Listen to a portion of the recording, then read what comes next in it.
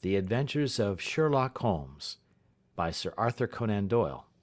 Adventure 11, The Adventure of the Beryl Coronet.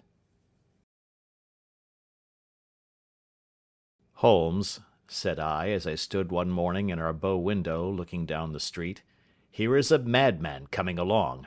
It seems rather sad that his relatives should allow him to come out alone." My friend rose lazily from his armchair and stood with his hands in the pockets of his dressing gown, looking over my shoulder. It was a bright, crisp February morning, and the snow of the day before still lay deep upon the ground, shimmering brightly in the wintry sun. Down the centre of Baker Street it had been ploughed into a brown crumbly band by the traffic, but at either side and on the heaped-up edges of the footpaths it still lay as white as when it fell. The grey pavement had been cleaned and scraped, but was still dangerously slippery, so that there were fewer passengers than usual. Indeed, from the direction of the Metropolitan Station no one was coming save the single gentleman whose eccentric conduct had drawn my attention. He was a man of about 50, tall, portly, and imposing, with a massive, strongly marked face and a commanding figure. He was dressed in a sombre yet rich style, in black frock coat, shining hat, neat brown gaiters, and well-cut pearl-grey trousers. Yet his actions were in absurd contrast to the dignity of his dress and features, for he was running hard, with occasional little springs such as a weary man gives who is little accustomed to set any tax upon his legs.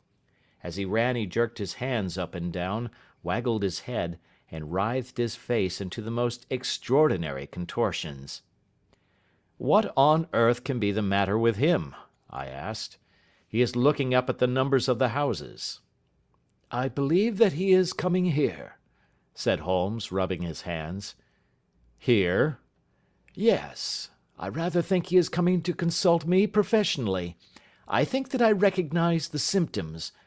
Ha! Did I not tell you?"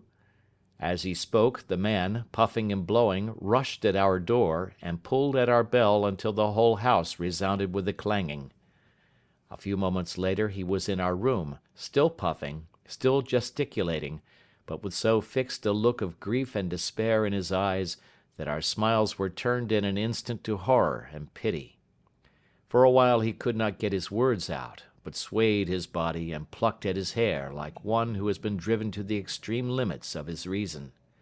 Then, suddenly springing to his feet, he beat his head against the wall with such force that we both rushed upon him and tore him away to the centre of the room. Sherlock Holmes pushed him down into the easy-chair, and sitting beside him, patted his hand and chatted with him in the easy, soothing tones which he knew so well how to employ. "You have come to tell me your story, have you not?" said he. "You are fatigued with your haste. Pray wait until you have recovered yourself, and then I shall be most happy to look into any little problem which you may submit to me." The man sat for a minute or more with a heaving chest, fighting against his emotion. Then he passed his handkerchief over his brow, set his lips tight, and turned his face towards us. "No doubt you think me mad," said he. "I see that you have had some great trouble," responded Holmes. "God knows I have. A trouble which is enough to unseat my reason, so sudden and so terrible is it. Public disgrace I might have faced, although I am a man whose character has never yet borne a stain. Private affliction also is the lot of every man, but the two coming together, and in so frightful a form, have been enough to shake my very soul. Besides, it is not I alone. The very noblest in the land may suffer unless some way be found out of this horrible affair." "Pray compose yourself, sir," said Holmes, "and let me have a clear account of who you are and what it is that has befallen you." "My name," answered our visitor, "is probably familiar to your ears. I am Alexander Holder, of the banking firm of Holder and Stevenson, of Threadneedle Street." The name was indeed well known to us as belonging to the senior partner in the second largest private banking concern in the city of London. What could have happened, then, to bring one of the foremost citizens of London to this most pitiable pass? We waited, all curiosity, until with another effort he braced himself to tell his story. "I feel that time is of value," said he. "That is why I hastened here when the police inspector suggested that I should secure your cooperation. I came to Baker Street by the Underground and hurried from there on foot, for the cabs go slowly through the snow.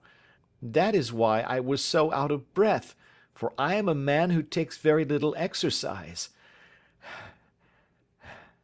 I feel better now, and I will put the facts before you as shortly and yet as clearly as I can. It is, of course, well known to you that in a successful banking business as much depends upon our being able to find remunerative investments for our funds as upon our increasing our connection and the number of our depositors. One of our most lucrative means of laying out money is in the shape of loans, where the security is unimpeachable. We have done a good deal in this direction during the last few years, and there are many noble families to whom we have advanced large sums upon the security of their pictures, libraries, or plate. Yesterday morning I was seated in my office at the bank when a card was brought in to me by one of the clerks. I started when I saw the name, for it was that of none other than, well, perhaps even to you I had better say no more than that it was a name which is a household word all over the earth, one of the highest, noblest, most exalted names in England. I was overwhelmed by the honor and attempted, when he entered, to say so, but he plunged at once into business with the air of a man who wishes to hurry quickly through a disagreeable task. "Mr. Holder," said he, "I have been informed that you are in the habit of advancing money." "The firm does so when the security is good," I answered. "It is absolutely essential to me," said he, "that I should have £50,000 at once. I could, of course, borrow so trifling a sum 10 times over from my friends, but I much prefer to make it a matter of business, and to carry out that business myself. In my position you can readily understand that it is unwise to place oneself under obligations." "For how long, may I ask, do you want this sum?" I asked. "Next Monday I have a large sum due to me, and I shall then most certainly repay what you advance, with whatever interest you think it right to charge. But it is very essential to me that the money should be paid at once." "I should be happy to advance it without further parley from my own private purse," said I, "were it not that the strain would be rather more than it could bear. If, on the other hand, I am to do it in the name of the firm, then in justice to my partner I must insist that, even in your case, every businesslike precaution should be taken." "I should much prefer to have it so," said he, raising up a square black morocco case which he had laid beside his chair. "You have doubtless heard of the Beryl coronet?" "One of the most precious public possessions of the empire," said I. "Precisely." He opened the case, and there, embedded in soft flesh-coloured velvet, lay the magnificent piece of jewellery which he had named. "There are 39 enormous beryls," said he, "and the price of the gold chasing is incalculable. The lowest estimate would put the worth of the coronet at double the sum which I have asked. I am prepared to leave it with you as my security." I took the precious case into my hands, and looked in some perplexity from it to my illustrious client. "You doubt its value?" he asked. "Not at all. I only doubt—" "The propriety of my leaving it.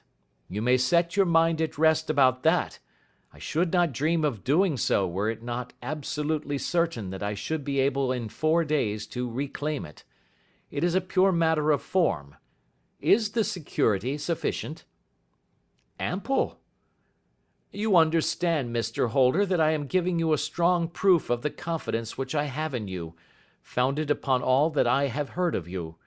I rely upon you not only to be discreet and to refrain from all gossip upon the matter, but, Above all, to preserve this coronet with every possible precaution, because I need not say that a great public scandal would be caused if any harm were to befall it. Any injury to it would be almost as serious as its complete loss, for there are no Beryls in the world to match these, and it would be impossible to replace them. I leave it with you, however, with every confidence, and I shall call for it in person on Monday morning." Seeing that my client was anxious to leave, I said no more, but, calling for my cashier, I ordered him to pay over 50 £1,000 notes. When I was alone once more, however, with the precious case lying upon the table in front of me, I could not but think with some misgivings of the immense responsibility which it entailed upon me. There could be no doubt that, as it was a national possession, a horrible scandal would ensue if any misfortune should occur to it. I already regretted having ever consented to take charge of it. However, it was too late to alter the matter now, so I locked it up in my private safe and turned once more to my work. When evening came, I felt that it would be an imprudence to leave so precious a thing in the office behind me. Bankers' safes have been forced before now, and why should not mine be? If so, how terrible would be the position in which I should find myself! I determined, therefore, that for the next few days I would always carry the case backward and forward with me, so that it might never be really out of my reach. With this intention, I called a cab and drove out to my house at Streatham, carrying the jewel with me. I did not breathe freely until I had taken it upstairs and locked it in the bureau of my dressing-room. And now, a word as to my household, Mr. Holmes, for I wish you to thoroughly understand the situation. My groom and my page sleep out of the house, and may be set aside altogether. I have 3 maidservants who have been with me a number of years, and whose absolute reliability is quite above suspicion. Another, Lucy Parr, the second waiting-maid, has only been in my service a few months. She came with an excellent character, however, and has always given me satisfaction. She is a very pretty girl, and has attracted admirers, who have occasionally hung about the place. That is the only drawback which we have found to her, but we believe her to be a thoroughly good girl in every way. So much for the servants. My family itself is so small that it will not take me long to describe it. I am a widower and have an only son, Arthur. He has been a disappointment to me, Mr. Holmes, a grievous disappointment. I have no doubt that I am myself to blame. People tell me that I have spoiled him. Very likely I have. When my dear wife died, I felt that he was all I had to love. I could not bear to see the smile fade even for a moment from his face. I have never denied him a wish. Perhaps it would have been better for both of us had I been sterner, but I meant it for the best. It was naturally my intention that he should succeed me in my business, but he was not of a business turn. He was wild, wayward, and, to speak the truth, I could not trust him in the handling of large sums of money. When he was young he became a member of an aristocratic club, and there, having charming manners, he was soon the intimate of a number of men with long purses and expensive habits. He learned to play heavily at cards and to squander money on the turf, until he had again and again to come to me and implore me to give him an advance upon his allowance, that he might settle his debts of honour. He tried more than once to break away from the dangerous company which he was keeping, but each time the influence of his friend, Sir George Burnwell, was enough to draw him back again. And indeed, I could not wonder that such a man as Sir George Burnwell should gain an influence over him, for he has frequently brought him to my house, and I have found myself that I could hardly resist the fascination of his manner. He is older than Arthur, a man of the world to his finger-tips, one who has been everywhere, seen everything, a brilliant talker, and a man of great personal beauty. Yet when I think of him in cold blood, far away from the glamour of his presence, I am convinced from his cynical speech and the look which I have caught in his eyes, that he is one who should be deeply distrusted. So I think, and so too thinks my little Mary, who has a woman's quick insight into character. And now there is only she to be described. She is my niece, but when my brother died 5 years ago and left her alone in the world, I adopted her, and have looked upon her ever since as my daughter. She is a sunbeam in my house, sweet, loving, beautiful, a wonderful manager and housekeeper, yet as tender and quiet and gentle as a woman could be. She is my right hand. I do not know what I could do without her. In only one matter has she ever gone against my wishes. Twice my boy has asked her to marry him, for he loves her devotedly, but each time she has refused him. I think that if anyone could have drawn him into the right path, it would have been she, and that his marriage might have changed his whole life. But now, alas, it is too late, forever too late. Now, Mr. Holmes, you know the people who live under my roof, and I shall continue with my miserable story. When we were taking coffee in the drawing-room that night after dinner, I told Arthur and Mary my experience, and of the precious treasure which we had under our roof, suppressing only the name of my client. Lucy Parr, who had brought in the coffee, had, I am sure, left the room, but I cannot swear that the door was closed. Mary and Arthur were much interested and wished to see the famous coronet, but I thought it better not to disturb it. "Where have you put it?" asked Arthur. "In my own bureau." "Well, I hope to goodness the house won't be burgled during the night," said he. "It is locked up," I answered. "Oh, any old key will fit that bureau. When I was a youngster I have opened it myself with the key of the box-room cupboard." He often had a wild way of talking, so that I thought little of what he said. He followed me to my room, however, that night with a very grave face. "Look here, Dad," said he, with his eyes cast down, "can you let me have £200? "No, I cannot," I answered sharply. "I have been far too generous with you in money matters."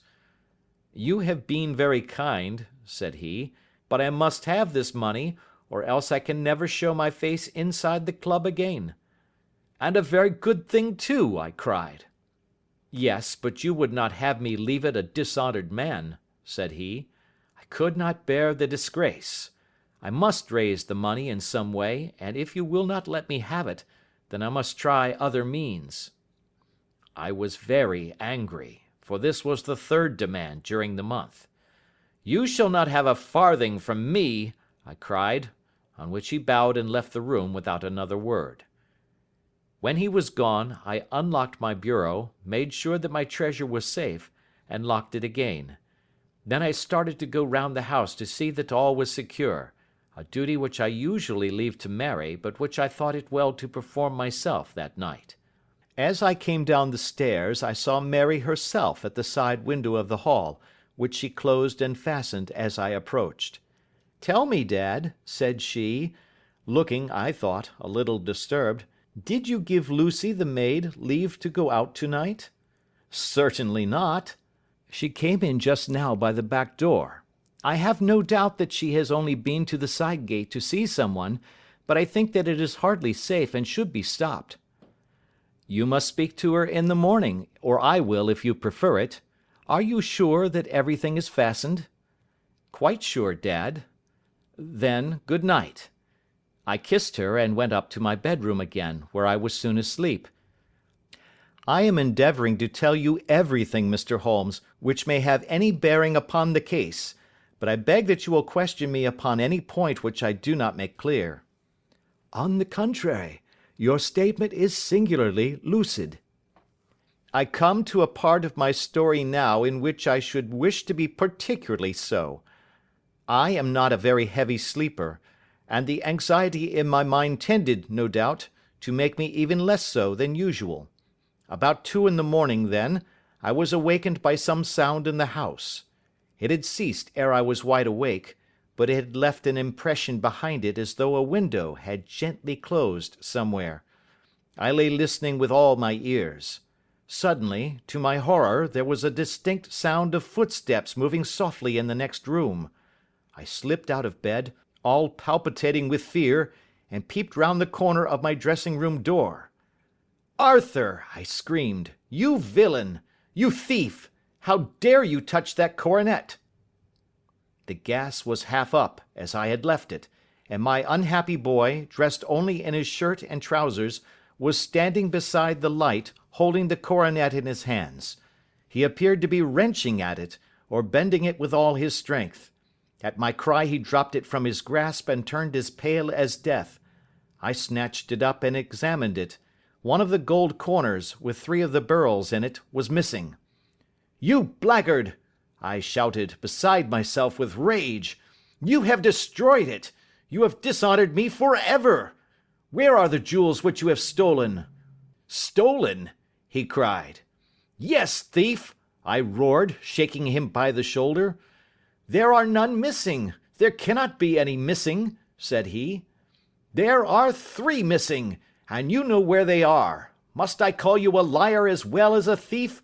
Did I not see you trying to tear off another piece?" "You have called me names enough," said he. "I will not stand it any longer.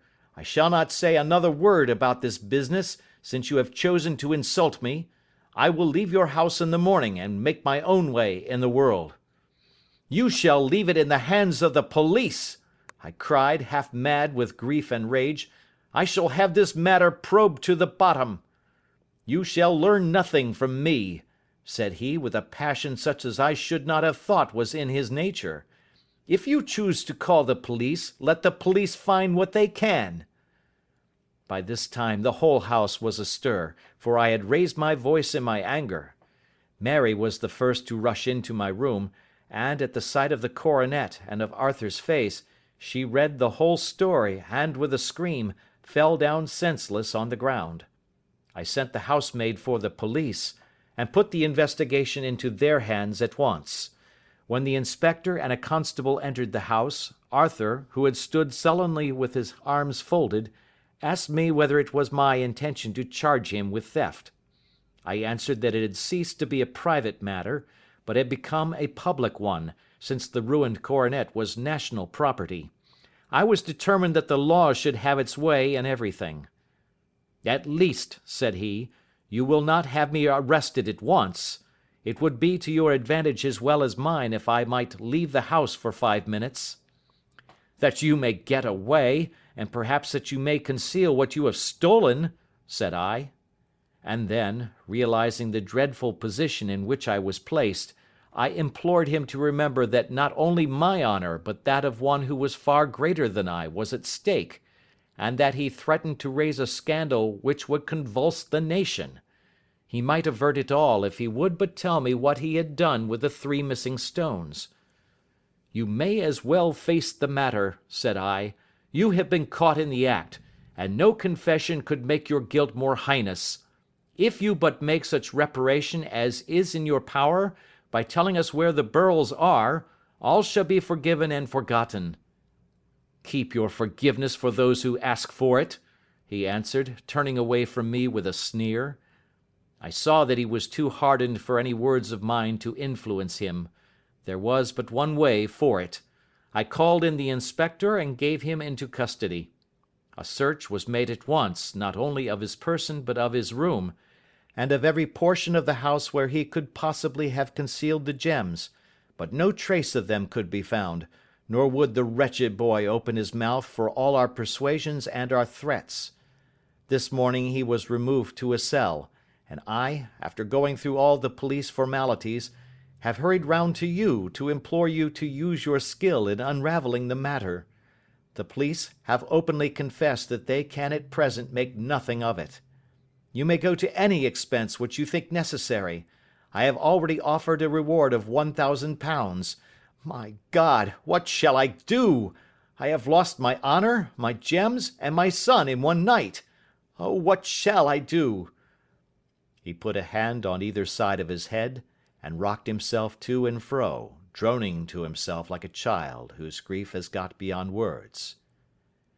Sherlock Holmes sat silent for some few minutes, with his brows knitted and his eyes fixed upon the fire. "Do you receive much company?" he asked. None save my partner with his family, and an occasional friend of Arthur's. Sir George Burnwell has been several times lately. No one else, I think." "Do you go out much in society?" "Arthur does. Mary and I stay at home. We neither of us care for it." "That is unusual in a young girl." "She is of a quiet nature. Besides, she is not so very young. She is 24. "This matter, from what you say, seems to have been a shock to her also." "Terrible. She is even more affected than I." "You have neither of you any doubt as to your son's guilt?" "How can we have, when I saw him with my own eyes with the coronet in his hands?" "I hardly consider that a conclusive proof. Was the remainder of the coronet at all injured?" "Yes, it was twisted." "Do you not think, then, that he might have been trying to straighten it?" "God bless you! You are doing what you can for him and for me. But it is too heavy a task. What was he doing there at all? If his purpose were innocent, why did he not say so?" "Precisely. And if it were guilty, why did he not invent a lie? His silence appears to me to cut both ways. There are several singular points about the case. What did the police think of the noise which awoke you from your sleep?" "They considered that it might be caused by Arthur's closing his bedroom door." "A likely story. As if a man bent on felony would slam his door so as to wake a household. What did they say then of the disappearance of these gems?" "They are still sounding the planking and probing the furniture in the hope of finding them." "Have they thought of looking outside the house?" "Yes, they have shown extraordinary energy. The whole garden has already been minutely examined." "Now, my dear sir," said Holmes, "is it not obvious to you now that this matter really strikes very much deeper than either you or the police were at first inclined to think? It appeared to you to be a simple case. To me, it seems exceedingly complex. Consider what is involved by your theory.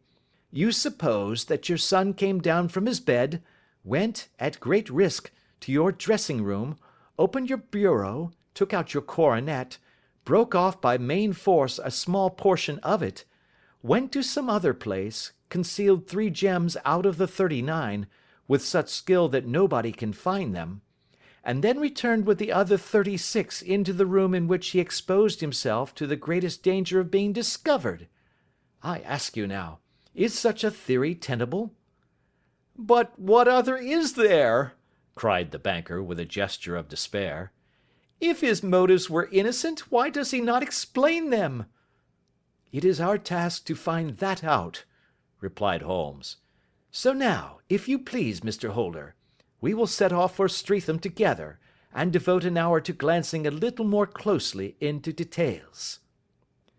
My friend insisted upon my accompanying them in their expedition, which I was eager enough to do, for my curiosity and sympathy were deeply stirred by the story to which we had listened. I confess that the guilt of the banker's son appeared to me to be as obvious as it did to his unhappy father, but still I had such faith in Holmes's judgment that I felt there must be some grounds for hope, as long as he was dissatisfied with the accepted explanation. He hardly spoke a word the whole way out to the southern suburb, but sat with his chin upon his breast and his hat drawn over his eyes, sunk in the deepest thought. Our client appeared to have taken fresh heart at the little glimpse of hope which had been presented to him, and he even broke into a desultory chat with me over his business affairs. A short railway journey and a shorter walk brought us to Fairbank, the modest residence of the great financier. Fairbank was a good-sized, square house of white stone, standing back a little from the road. A double carriage sweep, with a snow-clad lawn, stretched down in front to 2 large iron gates which closed the entrance. On the right side was a small wooden thicket, which led into a narrow path between 2 neat hedges stretching from the road to the kitchen door, and forming the tradesmen's entrance. On the left ran a lane which led to the stables, and was not itself within the grounds at all, being a public, though little used, thoroughfare. Holmes left us standing at the door and walked slowly all round the house, across the front, down the tradesman's path, and so round by the garden behind into the stable lane. So long was he that Mr. Holder and I went into the dining room and waited by the fire until he should return. We were sitting there in silence when the door opened, and a young lady came in. She was rather above the middle height, slim, with dark hair and eyes, which seemed the darker against the absolute pallor of her skin. I do not think that I have ever seen such deadly paleness in a woman's face. Her lips, too, were bloodless, but her eyes were flushed with crying. As she swept silently into the room, she impressed me with a greater sense of grief than the banker had done in the morning, and it was the more striking in her as she was evidently a woman of strong character, with immense capacity for self-restraint. Disregarding my presence, she went straight to her uncle and passed her hand over his head with a sweet, womanly caress. "You have given orders that Arthur should be liberated, have you not, Dad?" she asked. "No, no, my girl, the matter must be probed to the bottom." "But I am so sure that he is innocent. You know what women's instincts are. I know that he has done no harm and that you will be sorry for having acted so harshly." "Why is he silent then, if he is innocent?" "Who knows? Perhaps because he was so angry that you should suspect him." "How could I help suspecting him, when I actually saw him with the coronet in his hand?" "Oh, but he had only picked it up to look at it. Oh, do take my word for it, that he is innocent. Let the matter drop and say no more. It is so dreadful to think of our dear Arthur in prison." "I shall never let it drop until the gems are found. Never, Mary. Your affection for Arthur blinds you as to the awful consequences to me. Far from hushing the thing up, I have brought a gentleman down from London to inquire more deeply into it." "This gentleman?" she asked, facing round to me. "No, his friend. He wished us to leave him alone. He is round in the stable lane now." "The stable lane?" She raised her dark eyebrows. "What can he hope to find there?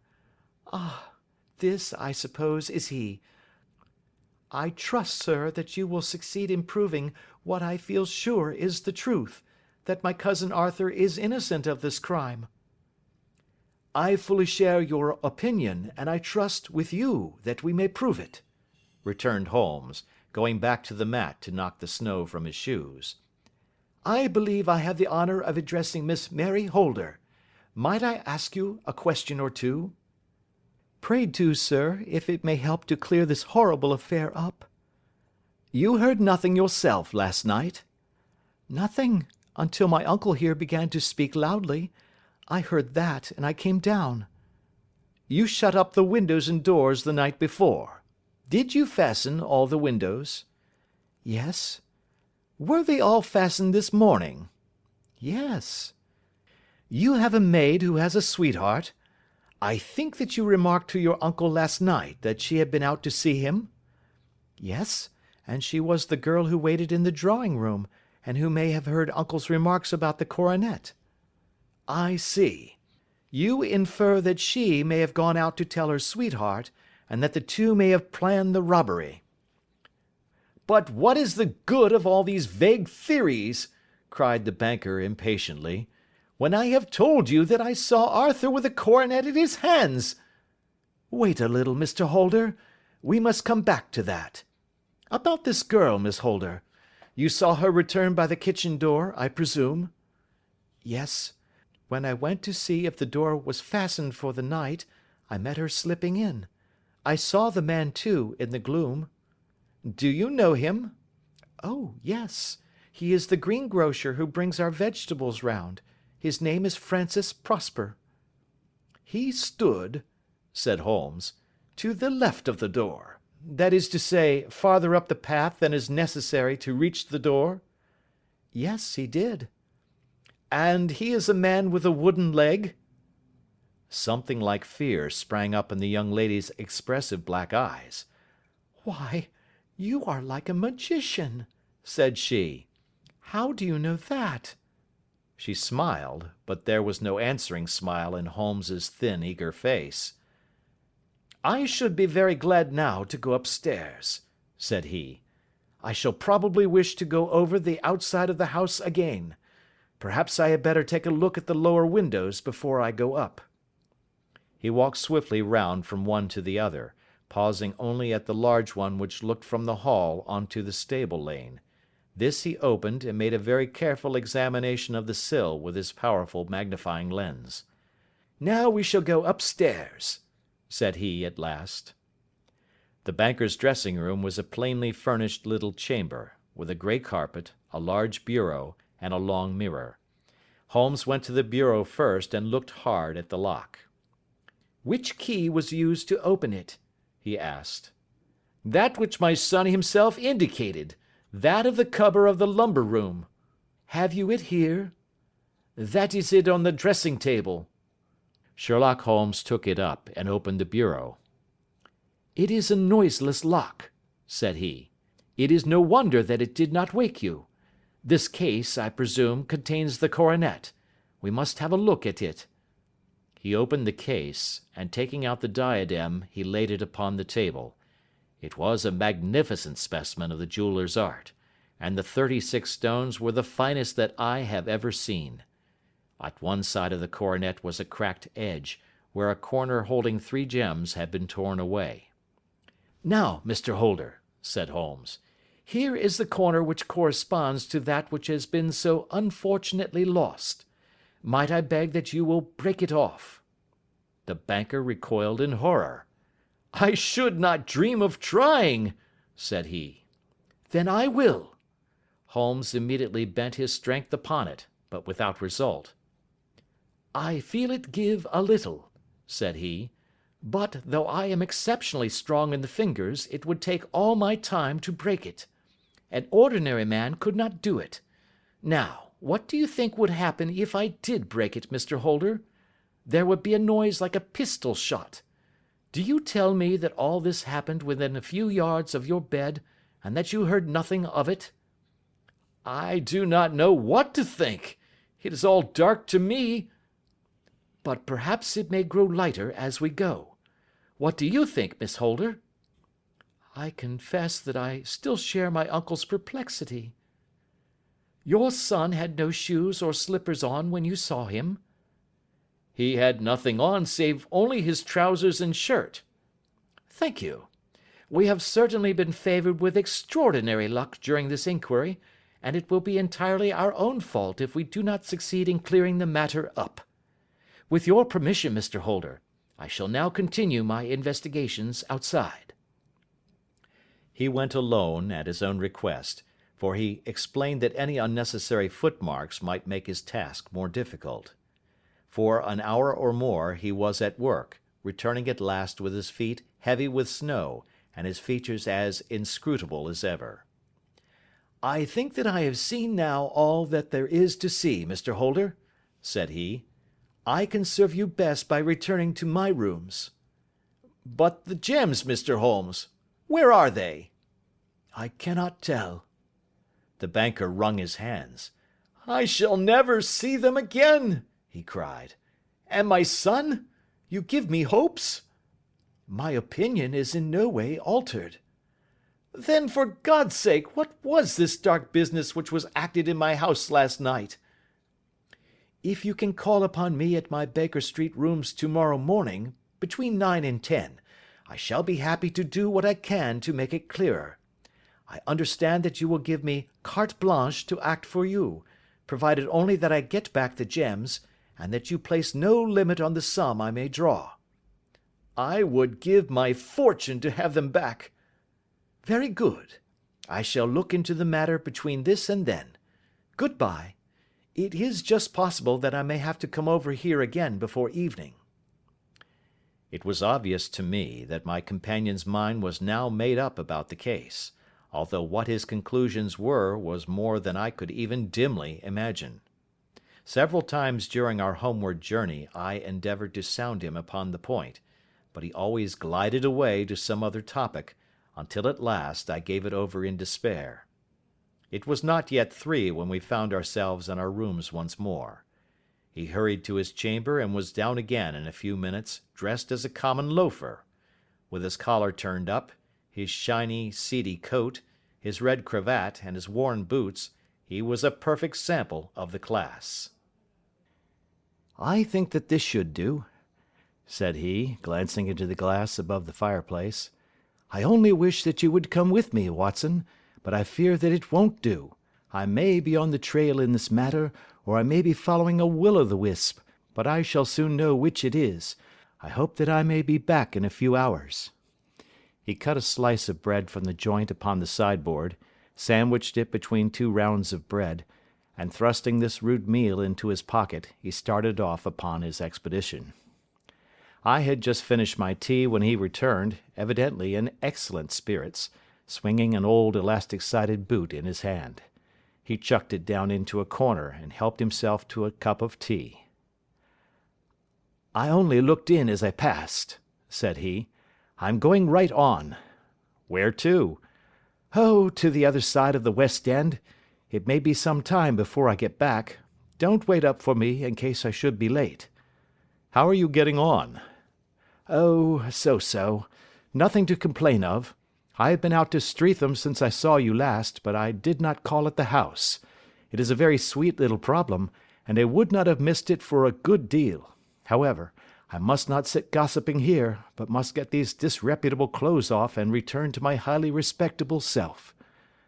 I could see by his manner that he had stronger reasons for satisfaction than his words alone would imply. His eyes twinkled, and there was even a touch of colour upon his sallow cheeks. He hastened upstairs, and a few minutes later I heard the slam of the hall door, which told me that he was off once more upon his congenial hunt. I waited until midnight, but there was no sign of his return, so I retired to my room. It was no uncommon thing for him to be away for days and nights on end when he was hot upon a scent, so that his lateness caused me no surprise. I do not know at what hour he came in, but when I came down to breakfast in the morning, there he was, with a cup of coffee in one hand, and the paper in the other, as fresh and trim as possible. "You will excuse my beginning without you, Watson," said he, "but you remember that our client has rather an early appointment this morning." "Why, it is after 9 now," I answered. "I should not be surprised if that were he. I thought I heard a ring." It was, indeed, our friend the financier. I was shocked by the change which had come over him, for his face, which was naturally of a broad and massive mould, was now pinched and fallen in, while his hair seemed to me at least a shade whiter. He entered with a weariness and lethargy which was even more painful than his violence of the morning before, and he dropped heavily into the armchair which I pushed forward for him. "I do not know what I have done to be so severely tried," said he. "Only 2 days ago I was a happy and prosperous man, without a care in the world. Now I am left to a lonely and dishonoured age. One sorrow comes close upon the heels of another. My niece, Mary, has deserted me." "Deserted you?" "Yes. Her bed this morning had not been slept in. Her room was empty, and a note for me lay upon the hall table. I had said to her last night, in sorrow and not in anger, that if she had married my boy all might have been well with him. Perhaps it was thoughtless of me to say so. It is to that remark that she refers in this note. My dearest uncle, I feel that I have brought trouble upon you, and that if I had acted differently this terrible misfortune might never have occurred. I cannot, with this thought in my mind, ever again be happy under your roof, and I feel that I must leave you forever. Do not worry about my future, for that is provided for, and above all, do not search for me, for it will be fruitless labour and an ill service to me. In life or in death, I am ever your loving Mary." What could she mean by that note, Mr. Holmes? Do you think it points to suicide? No, no, nothing of the kind. It is perhaps the best possible solution. I trust, Mr. Holder, that you are nearing the end of your troubles. Ha! You say so. You have heard something, Mr. Holmes? You have learned something. Where are the gems? You would not think £1,000 apiece an excessive sum for them? I would pay 10. That would be unnecessary. 3,000 will cover the matter. And there is a little reward, I fancy. Have you your cheque-book? Here is a pen. Better make it out for £4,000. With a dazed face, the banker made out the required cheque. Holmes walked over to his desk, took out a little triangular piece of gold with 3 gems in it, and threw it down upon the table. With a shriek of joy, our client clutched it up. "You have it!" he gasped. "I am saved! I am saved!" The reaction of joy was as passionate as his grief had been, and he hugged his recovered gems to his bosom. "There is one other thing you owe, Mr. Holder," said Sherlock Holmes rather sternly. "Oh!" He caught up a pen. "Name the sum, and I will pay it." "No, the debt is not to me. You owe a very humble apology to that noble lad, your son, who has carried himself in this matter as I should be proud to see my own son do, should I ever chance to have one." "Then it was not Arthur who took them?" "I told you yesterday, and I repeat today, that it was not." "You are sure of it? Then let us hurry to him at once to let him know that the truth is known." "He knows it already. When I had cleared it all up, I had an interview with him, and finding that he would not tell me the story, I told it to him, on which he had to confess that I was right, and to add the very few details which were not yet quite clear to me. Your news of this morning, however, may open his lips." "For heaven's sake, tell me, then, what is this extraordinary mystery?" "I will do so, and I will show you the steps by which I reached it. And let me say to you first, that which is hardest for me to say, and for you to hear. There has been an understanding between Sir George Burnwell and your niece Mary. They have now fled together." "My Mary? Impossible!" "It is unfortunately more than possible, it is certain. Neither you nor your son knew the true character of this man when you admitted him into your family circle. He is one of the most dangerous men in England, a ruined gambler, an absolutely desperate villain, a man without heart or conscience. Your niece knew nothing of such men. When he breathed his vows to her, as he had done to 100 before her, she flattered herself that she alone had touched his heart. The devil knows best what he said, but at least she became his tool and was in the habit of seeing him nearly every evening." "I cannot, and I will not, believe it," cried the banker with an ashen face. "I will tell you then what occurred in your house last night. Your niece, when you had, as she thought, gone to your room, slipped down and talked to her lover through the window which leads into the stable lane. His footmarks had pressed right through the snow, so long had he stood there. She told him of the coronet. His wicked lust for gold kindled at the news, and he bent her to his will. I have no doubt that she loved you, but there are women in whom the love of a lover extinguishes all other loves, and I think that she must have been one. She had hardly listened to his instructions when she saw you coming downstairs, on which she closed the window rapidly, and told you about one of the servants' escapades with her wooden-legged lover, which was all perfectly true. Your boy, Arthur, went to bed after his interview with you, but he slept badly, on account of his uneasiness about his club debts. In the middle of the night, he heard a soft tread pass his door, so he rose and, looking out, was surprised to see his cousin walking very stealthily along the passage until she disappeared into your dressing-room. Petrified with astonishment, the lad slipped on some clothes and waited there in the dark to see what would come of this strange affair. Presently she emerged from the room again, and in the light of the passage lamp your son saw that she carried the precious coronet in her hands. She passed down the stairs, and he, thrilling with horror, ran along and slipped behind the curtain near your door, whence he could see what passed in the hall beneath. He saw her stealthily open the window, hand out the coronet to someone in the gloom, and then closing it once more hurry back to her room, passing quite close to where he stood hid behind the curtain. As long as she was on the scene, he could not take any action without a horrible exposure of the woman whom he loved. But the instant that she was gone, he realized how crushing a misfortune this would be for you, and how all-important it was to set it right. He rushed down, just as he was, in his bare feet, opened the window, sprang out into the snow, and ran down the lane where he could see a dark figure in the moonlight. Sir George Burnwell tried to get away, but Arthur caught him, and there was a struggle between them, your lad tugging at one side of the coronet, and his opponent at the other. In the scuffle, your son struck Sir George, and cut him over the eye. Then something suddenly snapped, and your son, finding that he had the coronet in his hands, rushed back, closed the window, ascended to your room, and had just observed that the coronet had been twisted in the struggle, and was endeavouring to straighten it when you appeared upon the scene. "Is it possible?" gasped the banker. You then roused his anger by calling him names at a moment when he felt that he had deserved your warmest thanks.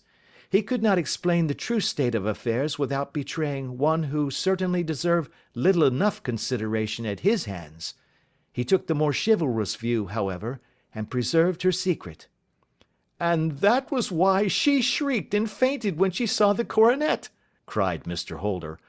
"Oh, my God! What a blind fool I have been!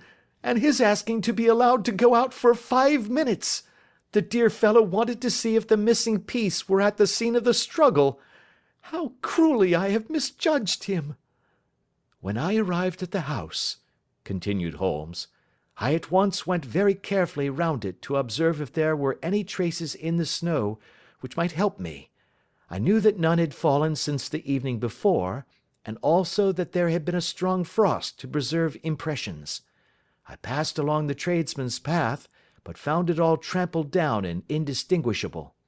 Just beyond it, however, at the far side of the kitchen door, a woman had stood and talked with a man, whose round impressions on one side showed that he had a wooden leg. I could even tell that they had been disturbed, for the woman had run back swiftly to the door, as was shown by the deep toe and light heel marks, while Woodenleg had waited a little, and then had gone away. I thought at the time that this might be the maid and her sweetheart, of whom you had already spoken to me, and inquiry showed it was so. I passed round the garden without seeing anything more than random tracks, which I took to be the police. But when I got into the stable lane, a very long and complex story was written in the snow in front of me. There was a double line of tracks of a booted man, and a second double line which I saw with delight belonged to a man with naked feet. I was at once convinced from what you had told me that the latter was your son. The first had walked both ways, but the other had run swiftly, and as his tread was marked in places over the depression of the boot, it was obvious that he had passed after the other. I followed them up, and found they led to the hall window, where Boots had worn all the snow away while waiting. Then I walked to the other end, which was 100 yards or more down the lane. I saw where Boots had faced round, where the snow was cut up as though there had been a struggle, and finally, where a few drops of blood had fallen to show me that I was not mistaken. Boots had then run down the lane, and another little smudge of blood showed that it was he who had been hurt. When he came to the high road at the other end, I found that the pavement had been cleared, so there was an end to that clue. On entering the house, however, I examined, as you remember, the sill and framework of the hall window with my lens, and I could at once see that someone had passed out. I could distinguish the outline of an instep where the wet foot had been placed in coming in. I was then beginning to be able to form an opinion as to what had occurred.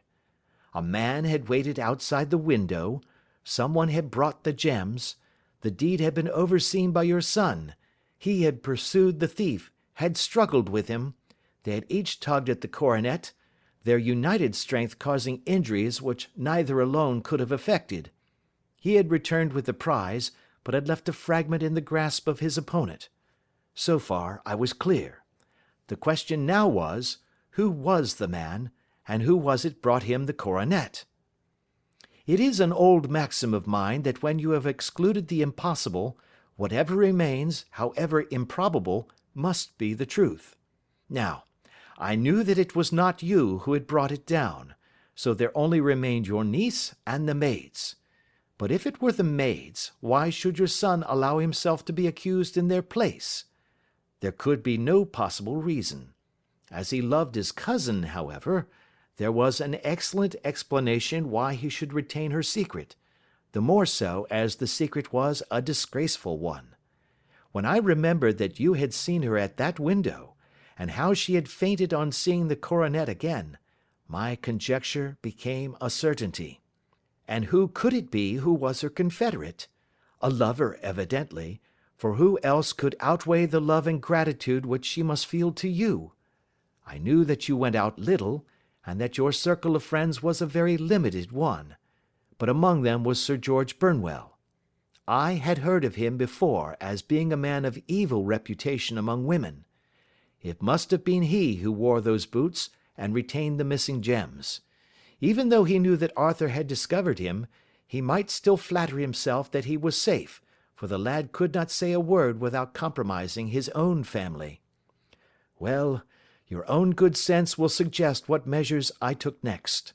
I went in the shape of a loafer to Sir George's house, managed to pick up an acquaintance with his valet, learned that his master had cut his head the night before, and finally, at the expense of 6 shillings, made all sure by buying a pair of his cast-off shoes. With these I journeyed down to Streatham and saw that they exactly fitted the tracks. "I saw an ill-dressed vagabond in the lane yesterday evening," said Mr. Holder. "Precisely. It was I. I found that I had my man, so I came home and changed my clothes. It was a delicate part which I had to play then, for I saw that a prosecution must be avoided to avert scandal, and I knew that so astute a villain would see that our hands were tied in the matter. I went and saw him. At first, of course, he denied everything, but when I gave him every particular that had occurred, he tried to bluster and took down a life-preserver from the wall. I knew my man, however, and I clapped a pistol to his head before he could strike. Then he became a little more reasonable. I told him that we would give him a price for the stones he held, £1,000 apiece. That brought out the first signs of grief that he had shown. 'Why, dash it all,' said he, 'I've let them go at 600 for the 3. I soon managed to get the address of the receiver who had them, on promising him that there would be no prosecution. Off I set to him, and after much chaffering I got our stones at £1,000 apiece. Then I looked in upon your son, told him that all was right, and eventually got to my bed about 2 o'clock, after what I may call a really hard day's work.' 'A day which has saved England from a great public scandal,' said the banker, rising. 'Sir, I cannot find words to thank you, but you shall not find me ungrateful for what you have done.